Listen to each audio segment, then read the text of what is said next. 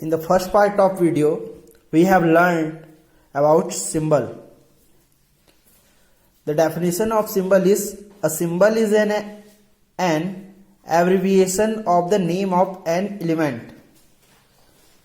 Abbreviation of the name of an element. Abbreviation मतलब यहाँ पर जो एलिमेंट्स जो होते हैं उनकी पहचान, एक तरह से पहचान को दर्शाते हैं.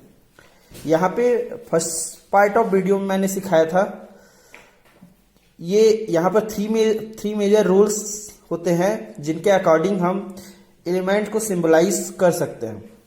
The symbol of element have been derived in 3 different veg.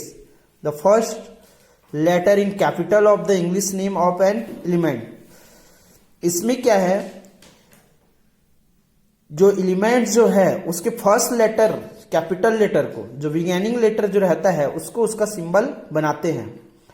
Part 1 के वीडियो पे मैंने इसको समझाया था. यहाँ पे कंप्लीटली एग्जांपल मैं समझाऊंगा. जैसे यहाँ पर देखो हाइड्रोजन. हाइड्रोजन का जो फर्स्ट बिगिनिंग लेटर है वो H है, तो वो उसका सिंबल हो गया H. मतलब जब भी हम कहीं पे H लिखें तो वो उसका मतलब क्या होगा, हाइड्रोजन. Second oxygen. ऑक्सीजन का बिगिनिंग लेटर O, तो ये इसका सिंबल है. उसी तरह से boron, boron B. Fluorine, fluorine का F, first letter beginning letter क्या है, F है, तो सिंबल F.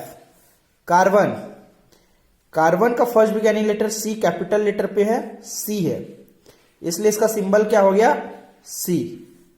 फास्फोरस, फास्फोरस का फर्स्ट लेटर हो गया P, तो ये इसका कैपिटल लेटर यहां पे सिंबल के रूप में रिप्रेजेंट करेंगे P से. नाइट्रोजन, जो कि हमारे एटमॉस्फेयर पे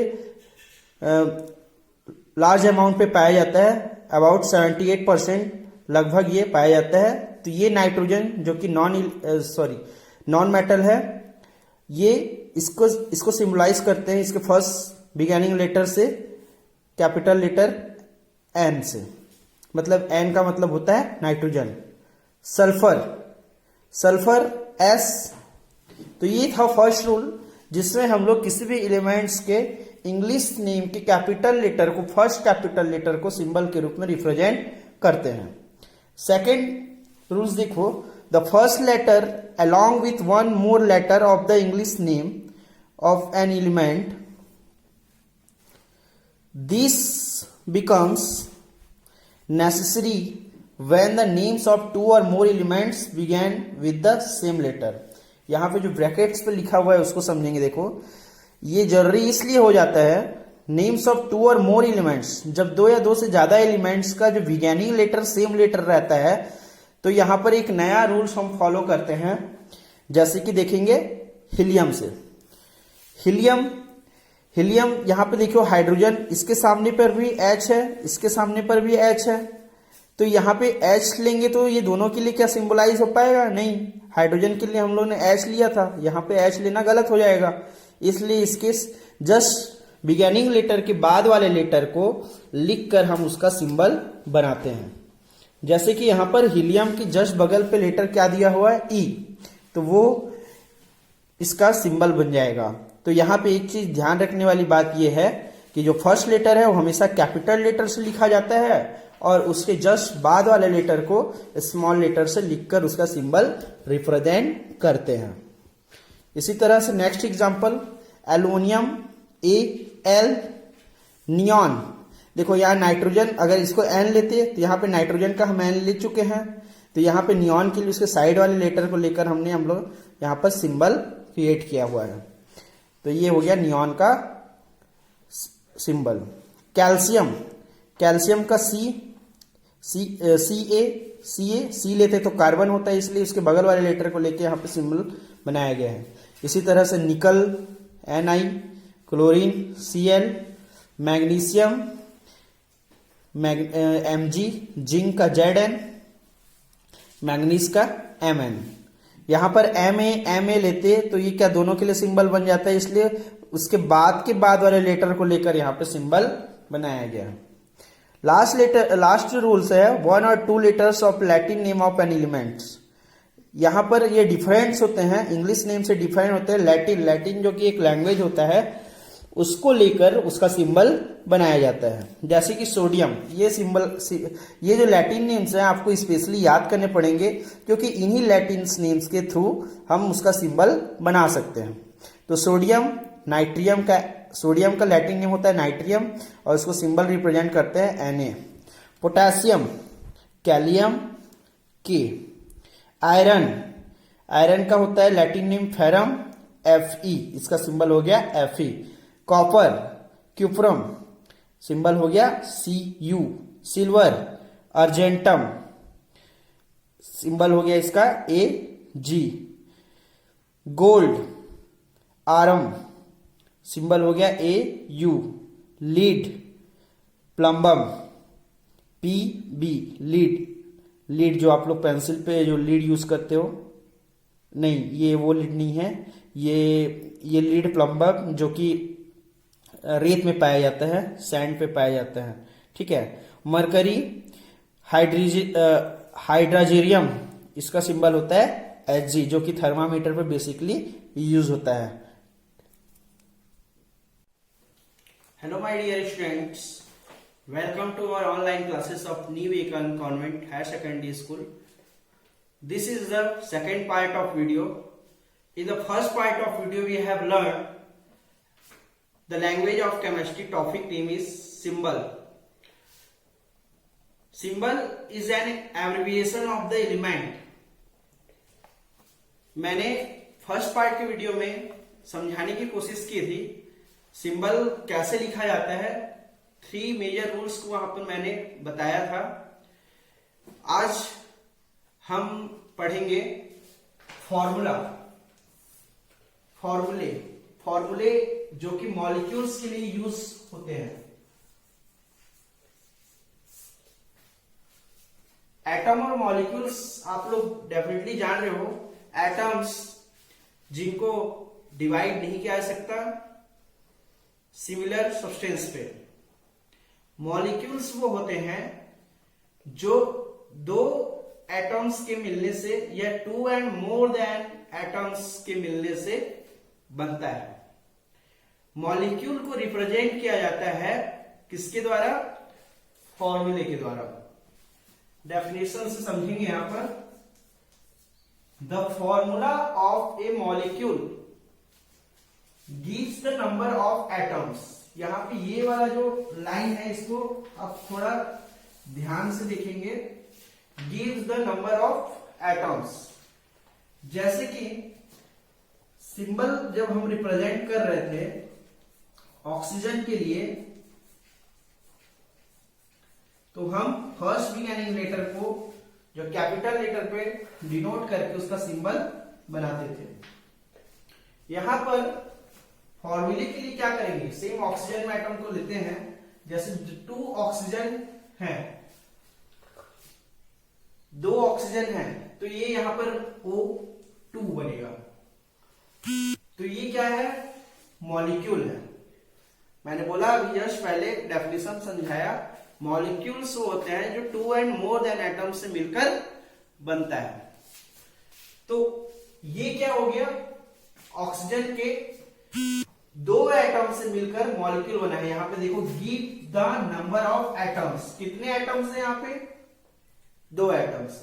ऑक्सीजन के 2 एटम्स ऑफ द सेम है। यहां पे ऑक्सीजन प्लस ऑक्सीजन सेम है, ठीक है। और डिफरेंट एलिमेंट का एग्जांपल जैसे कार्बन डाइऑक्साइड को लेते हैं।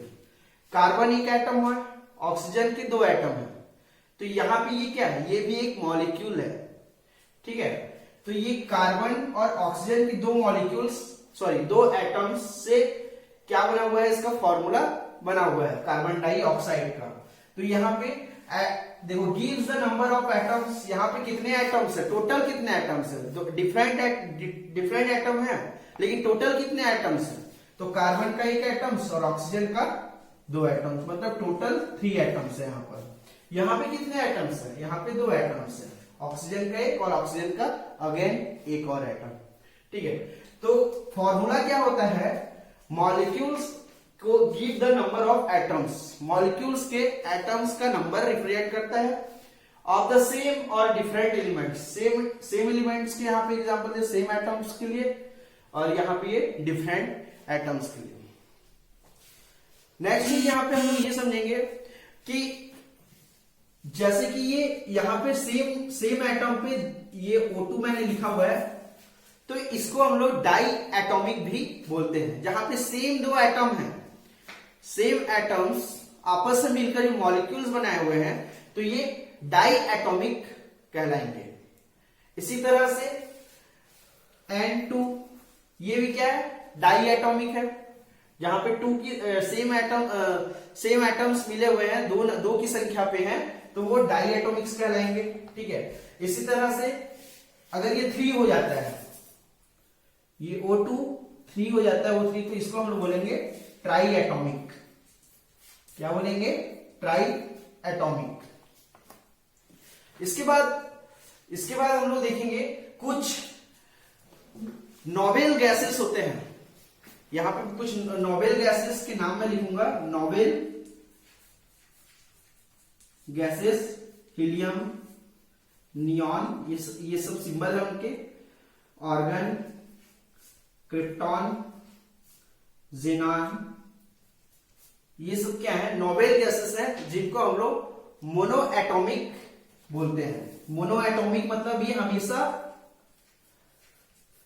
मोनो एटॉमिक कहलाते हैं, क्योंकि ये हमेशा ये एटॉम फॉर्म पे ही रहते हैं। इनमें ये क्या होता है, ये किसी से रिएक्ट नहीं करते, ये ना ही कंपाउंड बनाते हैं ना कुछ नहीं बनाते हैं, ये केवल क्या है, निष्क्रिय होते हैं, डीएक्टिव होते हैं। तो ये मोनोएटॉमिक कहलाते हैं, जिनमें केवल एक ही एटॉम हमेशा रहता है। ठीक है, तो इसमें हम लोगों ने क्या सीखा, इसमें हम लोगों ने ये सीखा कि फॉर्मूले जो होते हैं मॉलिक्यूल्स के लिए होते हैं, मॉलिक्यूल्स जो कि 2 और two and more than atom से मिलकर बनाए जाते हैं। ठीक है, फॉर्मूले से हमको क्या पता चलता है, फॉर्मूले से हमको पता चलता है give the number of atoms, मतलब वो जो मॉलिक्यूल्स है वो कितने नंबर ऑफ एटम्स से मिलकर बना हुआ है वो पता चलता है, चाहे वो सेम एटम्स रहे या डिफरेंट एटम्स रहे। यहां पर जिसमें 2 की संख्या में सेम एटम्स रहते हैं तो उसको हम लोग डाई एटॉमिक बोलते हैं। 3 की संख्या पर अगर सेम एटम रहते हैं तो उसको बोलते हैं ट्राई एटॉमिक। 4 की संख्या पे अगर रहते हैं तो उसको टेट्रा एटॉमिक भी बोलते हैं। ठीक है, यहां पर ये इंपॉर्टेंट है, जो नोबेल गैसेस हैं इसके नाम आप याद रख सकते हैं, हीलियम, नियॉन, आर्गन, क्रिप्टॉन और जेनॉन। ये क्या है, मोनो एटॉमिक होते हैं, ये हमेशा सिंगुलर फॉर्म पे रहते हैं, एक ही एटम में रहते हैं। Next topic, the valency, the combining capacity of an element. Valency, इसका हिंदी मीनिंग होता है संयोजकता।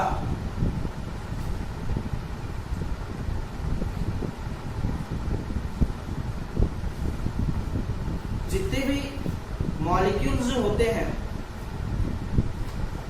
जितने भी मॉलिक्यूल्स जो एटम से मिलकर बने होते हैं, वो आपस की वैलेंसी से जुड़कर बनते हैं।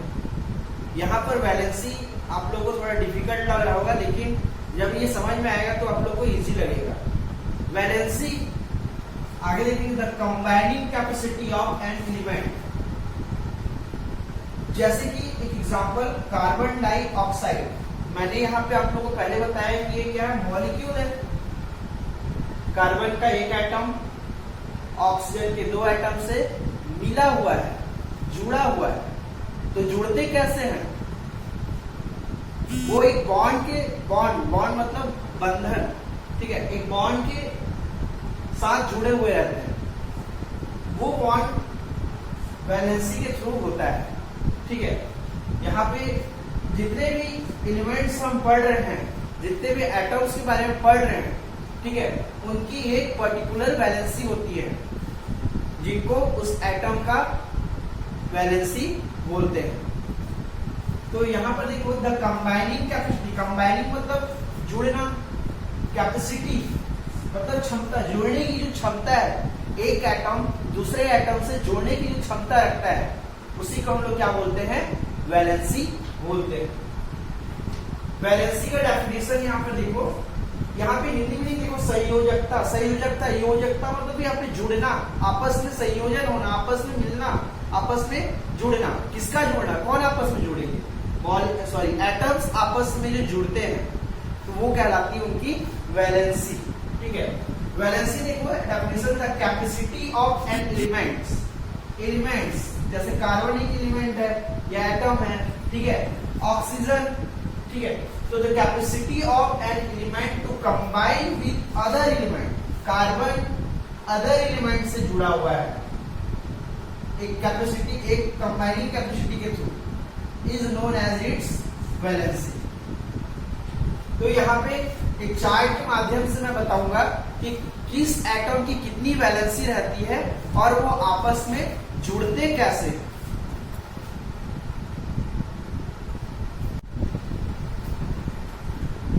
Valency the combining capacity of an element. Valency जैसे कि मैंने बताया कि हर एटम्स का एक वैलेंसी होता है जिसके तहत दूसरे, जिसके अकॉर्डिंग वो दूसरे एलिमेंट से जुड़ता है। यहाँ पे एक टेबल मैंने बनाया हुआ है जिसके अकॉर्डिंग हम समझेंगे कि किस एलिमेंट्स का या किस एटम या किस एलिमेंट्स का वैलेंसी कितना होता है। ठीक है, यहाँ पर देखो मोनोवैलेंट जिसकी वैलेंसी हमेशा एक होती है, मोनोवैलेंट जिनकी वैलेंसी क्या होती है, एक होती है। इसमें आता है हाइड्रोजन जिसको एस से हम लोग सिंबलाइज करते हैं, क्लोरीन इनकी वैलेंसी 1 होती है, आयोडीन आई इसका सिंबल है, सोडियम जिसका लैटिन नेम होता है नाइट्रियम और उसी से इसका सिंबल बनाया गया है Na। सोडियम का भी वैलेंसी क्या होता है, एक होता है। यहाँ पे मोनोवैलेंट मतलब जिसकी वैलेंसी एक होती है। पोटेशियम जिसका लैटिन नेम होता है कैलियम, तो इसकी भी वैलेंसी क्या होती है, एक होती है। मतलब यहाँ पे मैंने जो 5 एलिमेंट्स के नाम लिखे हुए हैं, hydrogen, chlorine, iodine, sodium, potassium, ये सब क्या होते हैं, मोनोवैलेंट होते हैं, इनकी वैलेंसी 1 होती है। सेकेंड थिंग देखो डाईवैलेंट जिसकी वैलेंसी 2 होती है।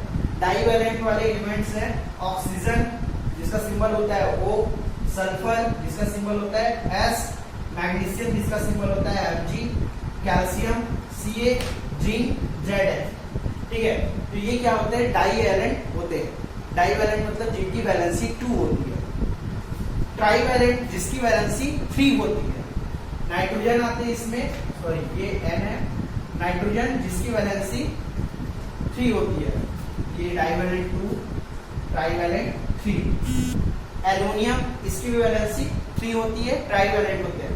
टेट्रावैलेंट जिसकी वैलेंसी 4 होती है, इसमें आता है कार्बन, जो हम कार्बन जो यूज करते हैं उसकी वैलेंसी क्या होती है, 4 होती है। सिलिकॉन इसकी वैलेंसी 4 होती है। आइए अब हम जानते हैं, हम जानने की कोशिश करते हैं कि फॉर्मूला कैसे बनता है किसी। अब हम इस टेबल के माध्यम से किसी भी मॉलिक्यूल का फॉर्मूला बनाने की कोशिश करेंगे और समझेंगे कि मॉलिक्यूल्स के फॉर्मूला कैसे बनते हैं वैलेंसी से जुड़कर। जैसा कि यहाँ पर हम लोग इस टेबल से ये जान लिया कि किस एलिमेंट की वैलेंसी कितनी होती है। यहाँ पर hydrogen, chlorine, iodine, sodium, potassium इनकी वैलेंसी 1 है। ऑक्सीजन, सल्फर, मैग्नीशियम, कैल्शियम और जिंक इनकी वैलेंसी 2 है। नाइट्रोजन एंड एल्युमिनियम इनकी वैलेंसी 3 है, इसलिए ट्राईवैलेंट कहलाते हैं। कार्बन और सिलिकॉन की वैलेंसी 4 है, इसलिए वो टेट्रावैलेंट कहलाते हैं। मॉलिक्यूल्स जैसे कि हम कार्बन प्लस ऑक्सीजन, यहां पर हम वैलेंसी जो कि combining capacity of an element होता है, जो किसी भी एलिमेंट्स को आपस में जोड़ने की जो कैपेसिटी रहती है वो वैलेंसी से होती है और इसी के अकॉर्डिंग जो मॉलिक्यूल्स के फॉर्मूला फॉर्म में आते हैं। ठीक है, तो यहाँ पर कार्बन की वैलेंसी कितनी है, टेबल से देख के हम लोग बताएंगे। कार्बन की वैलेंसी कितनी है, यहाँ पर कार्बन की वैलेंसी, कार्बन टेट्रावैलेंट है, कार्बन की वैलेंसी 4 है। इसको जस्ट उसके अबव ऊपर लिखते हैं, ठीक है। ऑक्सीजन की वैलेंसी कितनी है? ऑक्सीजन की वैलेंसी आप लोग टेबल पे देख के बताओ कि क्या है। ऑक्सीजन जो है डाइवैलेंट है, मतलब इसकी वैलेंसी 2 है। तो देखिए कंबाइनिंग कैपेसिटी मतलब जोड़ने की जो क्षमता रखता है। अब देखिए कार्बन ऑक्सीजन की वैलेंसी को क्या करेगा? कंबाइन होगा। कार्बन जो है ऑक्सीजन की वैलेंसी से कंबाइन होगा और ऑक्सीजन किसकी वैलेंसी से कंबाइन होगा? कार्बन की वैलेंसी से कंबाइन होगा। तो अब हम इसको इस तरह से लिख सकते हैं, कार्बन की वैलेंसी ऑक्सीजन की वैलेंसी से सेटिस्फाइड हुई, मतलब C2। ऑक्सीजन की वैलेंसी कार्बन की वैलेंसी, ऑक्सीजन जो है ऑक्सीजन एलिमेंट कार्बन की वैलेंसी सेटिस्फाइड हुई, मतलब O4। यहां पर देखो ये क्या है? इवन नंबर है, 2 1 जा 2, 2 2 जा 4, ठीक है। तो ये क्या बनेगा? C1O2। यहां पर एक चीज आप लोग ध्यान दीजिएगा कि ये जो 1 है ये कभी लिखा नहीं जाता है, ठीक है।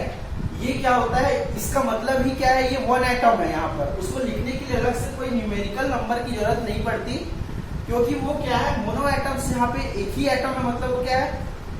यहाँ पर 1 लिखने की जरूरत नहीं है।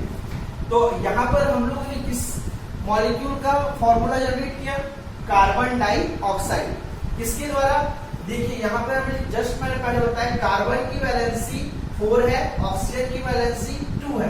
कार्बन ऑक्सीजन की वैलेंसी से कंबाइन होगा, ऑक्सीजन कार्बन की वैलेंसी से कंबाइन होगा, और कंबाइन होने के बाद देखिए यहाँ पर हम लोगों ने इसको कट किया है, 2 1 2 2 2 4, और यहाँ पे फॉर्म में आया है एक मॉलिक्यूल का फॉर्मूला जिसका नाम है कार्बन डाइऑक्साइड। इसके बाद दूसरा एग्जांपल और देख लेते हैं। दूसरे एग्जांपल में ये फर्स्ट आप समझ लें मोनोवैलेंट और ये 2 डाइवैलेंट, ठीक है। दूसरा एग्जांपल नाइट्रोजन और हाइड्रोजन को जोड़ते हैं, क्या फॉर्म में आता है? कौन सा मॉलिक्यूल बनता है? नाइट्रोजन की वैलेंसी कितनी है? नाइट्रोजन की वैलेंसी यहाँ पर 3 है। नाइट्रोजन जो है ट्राइवैलेंट एलिमेंट है, ठीक है। हाइड्रोजन की वैलेंसी कितनी है? हाइड्रोजन की वैलेंसी 1 है। जैसा कि पहले मैंने बताया उसी तरह से नाइट्रोजन किसकी वैलेंसी को कंबाइन करेगा? हाइड्रोजन की वैलेंसी की, मतलब N1 लिखा नहीं जाता है, मैंने इससे पहले आप लोग बता चुका हूँ, ठीक है। और हाइड्रोजन किसकी वैलेंसी को कंबाइन करेगा? नाइट्रोजन की, मतलब H3। तो यहाँ पर एक मॉलिक्यूल जिसका नाम है NH3, जिसको हम लोग अमोनिया भी बोलते हैं, जो बाल पे जो डाई लगाते हैं अमोनिया में रहता है, ठीक है, वो इसका एग्जाम्पल है अमोनिया NH3। इस तरह से ये यहाँ पर फॉर्म में आया, जो फॉर्मूला है अमोनिया का NH3।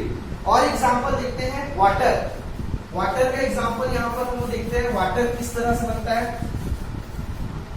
H2O। यहाँ पर हाइड्रोजन और ऑक्सीजन, हाइड्रोजन की वैलेंसी कितनी है? हाइड्रोजन की वैलेंसी है 1। ऑक्सीजन की वैलेंसी कितनी है? ऑक्सीजन की वैलेंसी है 2, ठीक है। हाइड्रोजन की वैलेंसी कितनी है? 1। ऑक्सीजन की वैलेंसी कितनी है? 2। तो यहाँ पर देखो हाइड्रोजन जो है किसकी वैलेंसी को पकड़ रहा है? हाइड्रोजन ऑक्सीजन की वैलेंसी से कंबाइन हो रहा है, और ऑक्सीजन किसकी वैलेंसी से कंबाइन हो रहा है? ऑक्सीजन हाइड्रोजन की वैलेंसी से कंबाइन हो रहा है। मतलब इसको हम लोग लिखना चाहें तो ये H2 और O1 तो हम लिखते नहीं है, तो यहाँ पे एक मॉलिक्यूल का फॉर्मूला बना जो कि वाटर कहलाता है H2O। इस तरह से हम मॉलिक्यूल्स जो बनते हैं वो एलिमेंट्स के वैलेंसी आपस में कंबाइन होकर बनते हैं।